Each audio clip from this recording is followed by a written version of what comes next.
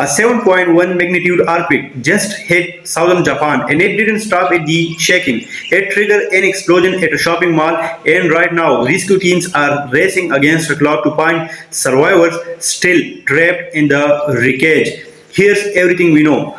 So let's start with this quake.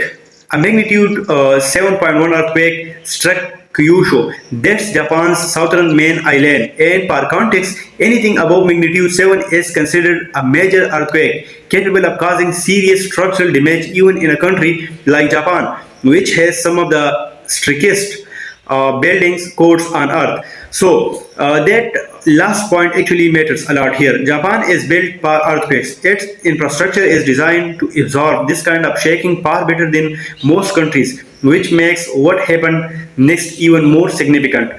Because in Kumamoto prefecture, the earthquake triggered an explosion at the Iwon Mall. This was not just building shaking and cracking. This was an explosion which points to something like a gas line rupture or similar secondary failure caused by the quake. This is actually the pattern that makes earthquakes so dangerous beyond the initial shaking. It is rarely just the quake itself that causes the worst damage. It is what the quake triggers afterward.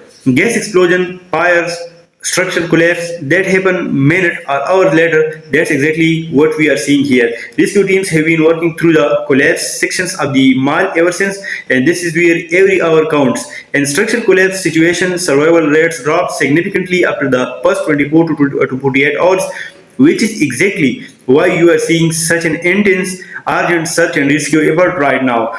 Now here's why this isn't just a local story. Japan is one of the most earthquake prepared nation on the planet, and if a quake here can still trigger something like this, it is a reminder of just how unpredictable secondary disasters can be, even in the best prepared infrastructure in the world. This is also a story about response. How fast can rescue teams mobilize? How quickly can a country with strong infrastructure and training get people out safely? That response is really what determines the final outcome here, more than the earthquake itself. Going forward, there are two things worth watching. First, the search and rescue timeline. As more time passes, you will get a clearer picture of how many people were affected and how the rescue effort concluded. Second, with the Japanese authorities identify a specific cause for the explosion. If it is confirmed as a gas line rupture or similar, that could shape how other earthquake-prone regions think about mall and building infrastructure going forward. So that's where things stand. A major earthquake, a secondary explosion, and rescue teams working around the clock in Kumamoto.